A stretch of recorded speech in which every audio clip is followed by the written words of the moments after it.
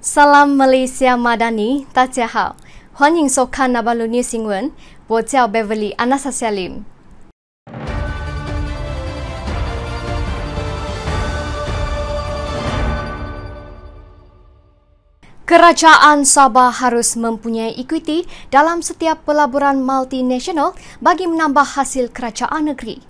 Ahli Dewan Undangan Negeri Adun Kedamaian Datuk Iwan Benedict berkata, kerajaan Sabah harus ada ekuiti dalam setiap pelaburan multinasional bagi menambah hasil kerajaan negeri. Ini termasuk syarikat multinasional yang berhasrat mendapatkan lanjutan pajakan sedia ada bagi yang terlibat dalam sektor perladangan. Bagi menambahkan lagi hasil kerajaan Sabah, saya ingin mencadangkan agar kerajaan mensyaratkan pemilikan ekuiti negeri dalam setiap pelaburan terus syarikat multinasional negara ataupun luar negara yang dilaksanakan di Sabah. Ini termasuklah syarikat multinasional yang berhasrat mendapatkan lanjutan pajakan sedia ada bagi yang terlibat dalam sektor perladangan. Perkara ini juga dibangkitkan oleh Yang Berhormat Sindumin dalam perbahasan beliau. Beliau menyampaikan ucapan perbahasan Belanjawan Negeri 2024 pada persidangan Dewan Undangan Negeri Dun Sabah di Kota Kinabalu pada Isnin. Iwan berkata unjuran hasil bagi tahun 2024 sebanyak 5.737 bilion ringgit didasari dua punca hasil utama iaitu hasil cukai terutamanya cukai jualan negeri dan hasil bukan cukai royalti petroleum. Beliau memohon agar Dewan merekodkan penghargaan kepada Perdana Menteri Datuk Seri Anwar Ibrahim yang telah meningkatkan kadar pemberian khas interim kepada Sabah daripada 125.6 juta ringgit kepada 300 juta ringgit. Serta perakuan bahawa keputusan ini hanyalah bersifat interim seperti dinyatakan dalam pembentangan Belanjawan Madani 2024. Iwan mencadangkan agar kerajaan Sabah tampil dengan cadangan formula pemberian khas yang boleh diterima sekiranya cadangan formula yang dicadangkan oleh Kementerian Kewangan Persekutuan tidak dipersetujui. Dewan ini harus merakamkan penghargaan di atas komitmen kerajaan perpaduan memuktamadkan formula kekal pemberian khas ini dalam tempoh 1 tahun dari tarikh mesyuarat Jawatankuasa Teknikal Majlis Tindakan Pelaksanaan Perjanjian Malaysia 1963 iaitu pada bulan Julai 2023 yang lalu. Dalam ketegasan kita untuk memperjuangkan penyelesaian tuntas kepada tuntutan ini, saya berharap dan saya mencadangkan agar kerajaan Sabah tampil dengan cadangan formula pemberian khas yang boleh diterima sekiranya kita tidak dapat bersetuju dengan cadangan formula yang dicadangkan oleh Kementerian Kewangan Persekutuan. Sehubungan itu, Iwan mencadangkan agar jawatan kuasa perunding yang ditubuhkan sebelum ini yang diketuai oleh Menteri Kewangan diperkasakan dengan pasukan pakar.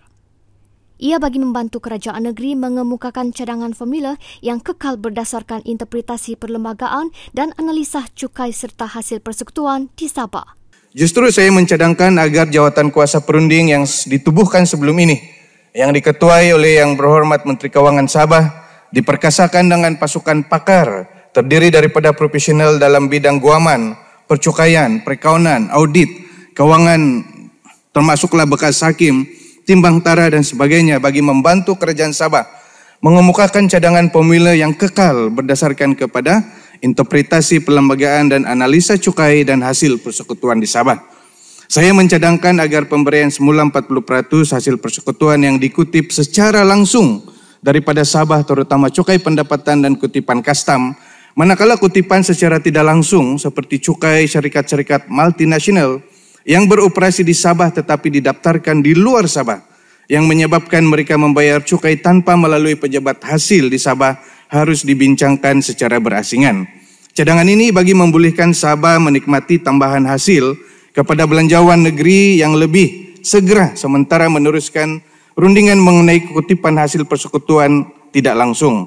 Beliau turut mengulangi cadangan supaya kerajaan negeri menerokai potensi mewujudkan enactment khas terkait pemungutan semula hasil persekutuan bagi melengkapkan apa yang sudah dinyatakan dalam perlembagaan persekutuan. Pengambilan penjawat awam baharu haruslah berasaskan peratusan demografi kaum dan agama di negeri ini.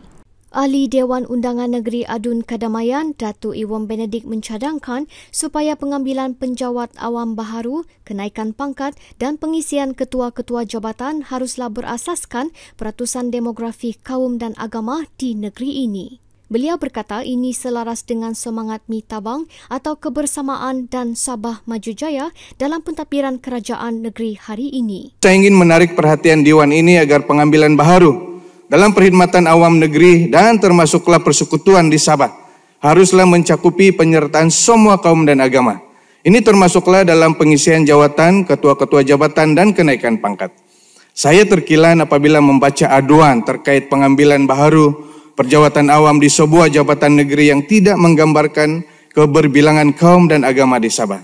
Untuk ini saya mencadangkan agar pengambilan baharu, kenaikan pangkat dan pengisian ketua jabatan negeri sekurang-kurangnya haruslah berasaskan kepada peratusan demografi kaum dan agama di Sabah.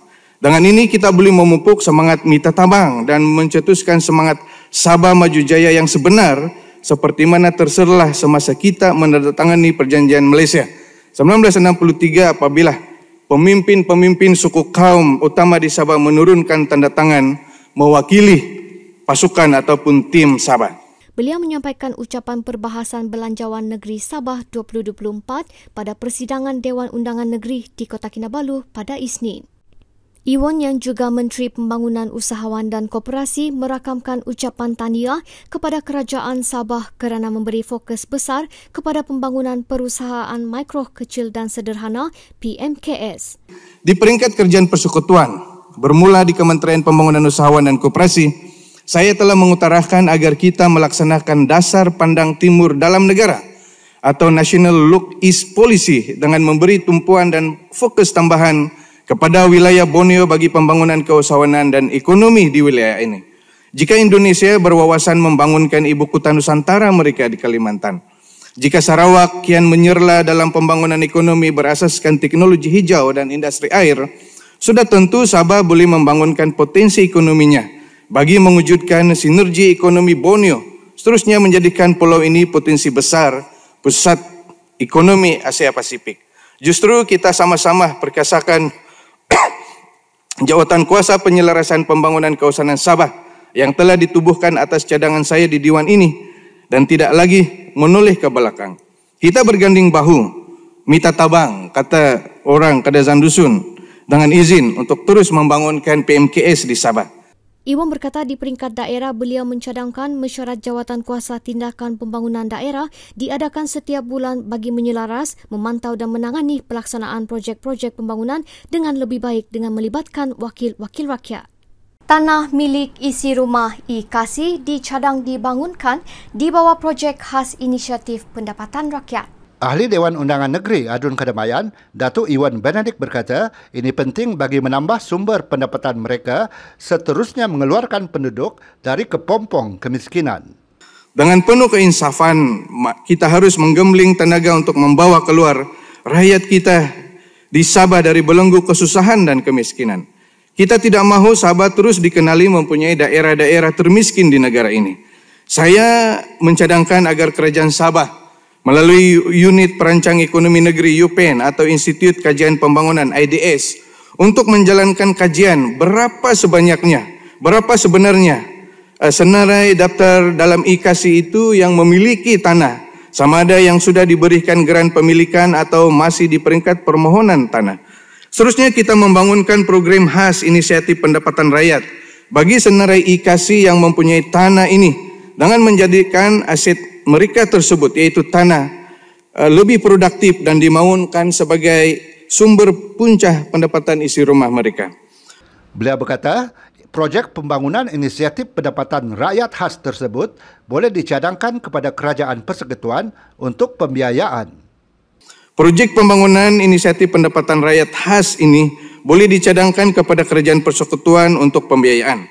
Kita semua tahu aset tanah tidak dikira sebagai faktor pertimbangan semasa menentukan garis kemiskinan isi rumah dalam IKASI tersebut. Justru kita boleh membangunkan program khas bagi yang memiliki aset tanah ini. Bangunan Mahkamah Anak Negeri perlu dibina di semua daerah. Ahli Dewan Undangan Negeri Adun Kedamaian, Datuk Iwan Benedict berkata, selain itu, pengajian diploma di Institut Latihan Mahkamah Anak Negeri, ILMAN, juga wajar diperkenalkan dalam usaha memartabatkan Mahkamah Anak Negeri agar setaraf dengan Mahkamah Sivil dan Mahkamah Syariah. Saya juga ingin menyentuh mengenai wawasan untuk memertabatkan Mahkamah Anak Negeri sama tarafnya seperti Mahkamah Sivil dan Mahkamah Syariah. Dalam belanjawan ini, selain perbelanjaan mengurus untuk membayar e-loan kepada ketua-ketua adat, peruntukan yang disediakan untuk Institut Latihan Mahkamah Anak Negeri Ilman, yaitu hanya Rp370.000, dan peruntukan membina bangunan Mahkamah Anak Negeri yaitu 1,7 juta. Pada pandangan saya, satu jumlah yang sangat kecil berbanding dengan wawasan tersebut. Iwan berkata, Ilman harus membangunkan model pengajian sekurang-kurangnya diploma pengajian undang-undang anak negeri supaya graduannya boleh diserap menjadi hakim atau peguam cara undang-undang anak negeri atau ke jawatan tetap di Mahkamah Anak Negeri. Lantikan secara politik ketua-ketua adat masih boleh diteruskan dengan persetujuan wakil-wakil rakyat kerajaan. Tetapi wawasan memertabatkan Ilman dan Mahkamah Anak Negeri harus dijayakan bermula dengan pengenalan pengajian di peringkat diploma tersebut. Dan saya mahu pelantikan ketua-ketua adat di Kedamaian haruslah melibatkan persetujuan wakil rakyatnya yang sedang bercakap sekarang ini. Saya juga memohon agar peruntukan membina Mahkamah Anak Negeri dapat ditingkatkan termasuk mendapatkan peruntukan tambahan daripada Kerajaan Persekutuan untuk memastikan setiap daerah di Sabah harus memiliki bangunan Mahkamah Anak Negeri tersendiri, termasuk di daerah Kota Belud yang saya cadangkan dibina dalam kawasan Dun Kedamaian. Jalan utama dan penyukatan tanah melalui program pantas di Kedamaian perlu terus diperkasakan. Ahli Dewan Undangan Negeri Adun Kedamaian, Datuk Iwan Benedik mahu jalan-jalan utama dan penyukatan tanah melalui program pantas di kawasan Kedamaian terus diperkasakan. Beliau berkata ini selaras dengan Belanjawan Sabah dan Belanjawan Madani 2024 yang memberi tumpuan kepada usaha pembangunan infrastruktur asas seperti jaringan jalan raya, bekalan air, utility elektrik dan liputan telekomunikasi. Saya ingin merakamkan penghargaan atas pelaksanaan projek-projek infrastruktur utama di kawasan Kedamaian, yaitu naik taraf Jalan Tongkurus Lahanas dan Jalan Nahaba Sayap yang sedang dilaksanakan pada ketika ini, serta naik taraf Jalan Tambulong Podos dan Jabatan Kekal Kampung Kaung yang sedang dalam proses perolehan. Apabila siap kelak, kemudahan ini akan menjadi game changer kepada pembangunan ekonomi, keusahawanan dan pendapatan rakyat di Kedamaian. Saya ingin merekodkan permintaan saya seterusnya, permintaan rakyat Kedamaian seperti mana dalam plan pembangunan Kedamaian, yaitu agar ke semua jalan-jalan utama menuju ke kawasan sekolah di Kedamaian yang selebihnya, yaitu Jalan Gaur Pinelebuh Mangkulat, di mana terdapat 3 sekolah di jalan ini, yaitu ISKI Mangkulat, ISKI Pinelebuh, dan ISRE Gaur.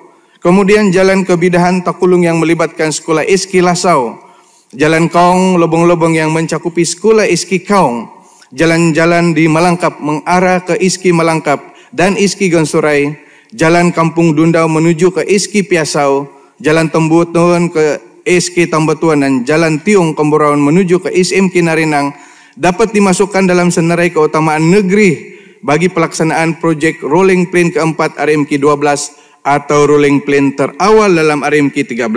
Saya juga berharap pelaksanaan projek naik taraf Jalan Mandap Delua Kinasaraban juga dapat dipercepatkan. Beliau menyampaikan ucapan perbahasan Bajet Negeri 2024 pada persidangan Dewan Undangan Negeri Sabah di Kota Kinabalu pada Isnin. Iwan turut mencadangkan agar projek bekalan air luar bandar dengan membina water intake di Mukim Kebayau diteruskan dengan mengubah nama sedia ada kepada projek bekalan air luar bandar Kebayau. Saya juga mencadangkan agar projek bekalan air luar bandar dengan membina water intake di Mukim Kebayau dapat diteruskan dengan mengubah nama sedia ada kepada projek bekalan air luar bandar Kebayau bagi membekalkan air terawat kepada Kampung Kebayau, Kampung Bundupaka, Purak Ugi, Selingkubang, Melangkap Baru, Melangkap Tumis, Melangkap Tiung, Melangkap Kapa, Melangkap Neriuh, Narinang Sogoh dan Tambatuan sebelum dibekalkan kepada kampung-kampung lain termasuk yang berjiran dengan kawasan Kedamaian. Beliau turut memohon agar penyukatan tanah melalui program pantas diteruskan di kawasan Kedamaian, terutama bagi kawasan-kawasan tanah milik anak negeri. Selepas selesainya penyukatan pantas dengan sasaran 1.000 lot di Mukim Kiau yang sedang dilaksanakan ketika ini sejak tahun 2019. Saya mahu dan meminta ianya dipanjangkan, dilaksanakan di mukim-mukim seterusnya, yaitu di Kampung Kaung, Lobong-Lobong, Tombotuon, Gonsurai, Podos, Malangkap, Sayap, Lasau, Lahanas, antara lainnya. Fokus tambahan kepada pembangunan pelancongan di Kadamayan turut diutarakan di sidang Dun Sabah. Ahli Dewan Undangan Negeri Adun Kadamayan, Datuk Iwan Benedict mencadangkan supaya laluan baru pendakian Kinabalu dari Kampung Sayap Kota Belud dibina dan kemudahan laluan Gunung Nungkok ditambah baik. Beliau berkata, ini adalah antara fokus tambahan kepada pembangunan pelancongan di kawasan Kadamayan, termasuk penganjuran program-program pelancongan utama di kawasan itu. Saya mencadangkan agar kerajaan menjadikan acara Kadamayan Run dan Tambu Besar Kadamayan sebagai acara besar program tahunan kerajaan di Kadamayan dan juga membangunkan laluan baharu mendaki Gunung Kinabalu dari Kampung Sayap serta menyediakan kemudahan laluan pendaki ke Gunung Nungkok dari Kampung Tombotuan dan Kampung Lobong-Lobong. Karena ini boleh menjadikan Kadamayan tarikan pelancongan yang kompetitif. Iwan turut mengulangi permohonannya sebelum ini supaya projek Arena Belia dilaksanakan di Kadamayan pada tahun hadapan. Wan An,